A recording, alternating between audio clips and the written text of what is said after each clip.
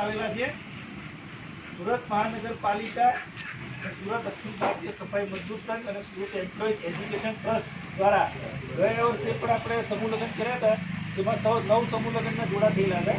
આ વર્ષે આપણે 11 જોડા રાખેલા છે સમૂહ લગ્નના. એટલે જે કોઈ સમૂહ લગ્નમાં જોડાવા માંગતા હોય કે સમૂહ લગ્નમાં ભાગ લેવા માંગતા હોય કે સમૂહ લગ્નમાં કરિયાવર કે દાન આપવા માંગતા હોય તો સાહેબને તમે કોન્ટેક્ટ કરજો, એટલે તમને રસીદ પણ મળી જશે. સમૂહ લગ્નની ને પૈસા ભર્યાની બધું પાકા પાયે અમે લોકો કરવાના છીએ.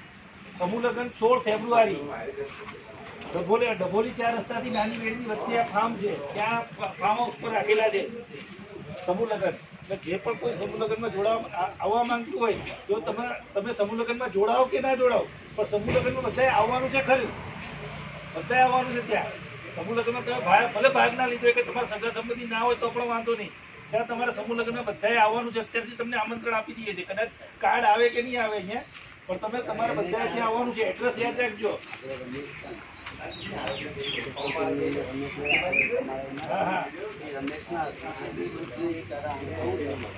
અશોકભાઈને કહી દીધેલું. અશોકભાઈ આવે રસ્તામાં.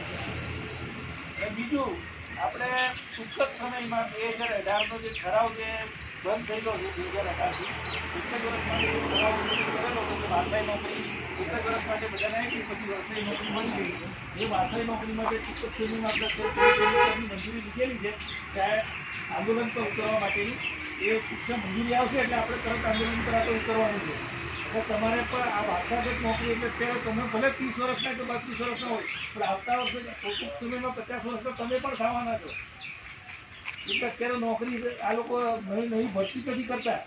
ભલે એટલો બધો વિસ્તાર 4 માણસનું કામ આપણી પાસે કરાવી લે છે આ લોકો. હવે અત્યારે યાદ રાખજો, વારસાઈ નોકરી હોય આપણે કામ કરવા માટે લડત લડવાની છે.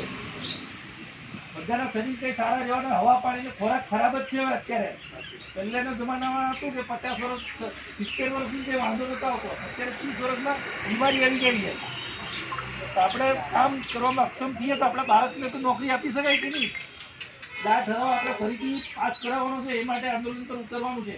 એટલે એ માટે જ્યારે પણ તમને કોલ થાય કે ભાઈ આ જગ્યા પર આ તારીખે આંદોલન પર આપણે પહોંચવાનું છે, ત્યારે બધા આવી લેજો.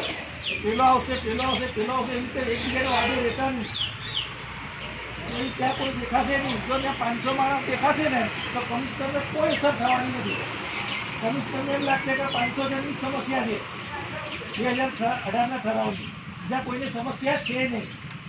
આપણે 2008માં જે 6થા પગાર પંચ માટે આપણે આંદોલન પર ઉતરેલા, એ રીતનું આંદોલન આપણે આ વખતે ઉતરવાનું છે કે 2018નો ઠરાવ પાસ કરાવીને જોવાનું છે. ગયા વર્ષે પણ આપણે ઉતરેલા, આપણે મહિનાની મોહલત માગી હતી, પછી એ લોકોએ પાછું ગળી ગયેલા. એ લોકો પછી આપણે જવાબ જ નહીં આપેલો. આ વખતે આ રહ્યા પાર્ટી લડાઈમાં આપણે ઉતરવાનું છે. 2018નો ઠરાવ પાસ કરાવીને જ જોવાનું છે. આ યાદ રાખજો. અને બીજું, ટૂંક સમયમાં એજ્યુકેશન ટ્રસ્ટ આપણે ચાલુ કરેલું છે આપણા મ્યુનિસિપાલિટીનું. તેમાં આપણા જે ચોથાના જે કર્મચારી જે એની દીકરી ભણતી હોય એને એક સેટ નોટબુકનો આપવામાં આવશે. દીકરી હોય એમને આ વર્ષે પહેલી વખત દીકરાને પણ આવતા વર્ષે આપણે ચાલુ કર્યું. હમણાં શરૂઆત કરીએ છીએ, દીકરીથી કરીએ છીએ. આપણા ચોથાના જે કર્મચારી હશે એની દીકરી હશે એને નોટબુકનો એક આખો સેટ આપવામાં આવશે. એટલે તમારે કોઈ નોટબુક લેવાની હોય તો હું તમને કોન્ટેક્ટ સાહેબનો લઈ લઈશ તો તમને આપી દઈશ. તો તમે લોકો કોન્ટેક્ટ કરી લેજો. અને કોઈ કરિયાવર લખાવવું હોય, દાન લખાવવું હોય તો વહેલી તકે લખાવી દેજો. એટલે આપ કંઈક ફેબ્રુઆરીમાં જ સમૂહ લગ્ન છે એટલે મારે પત્રિકા છાપવાની બધું કામ છે. એટલે બધું મેં કામ મારા સંગઠન મંત્રી અશોકભાઈ પણ આવી ગયેલા છે. અશોકભાઈ આવો, તમે પણ અપીલ કરી દો દાન માટે.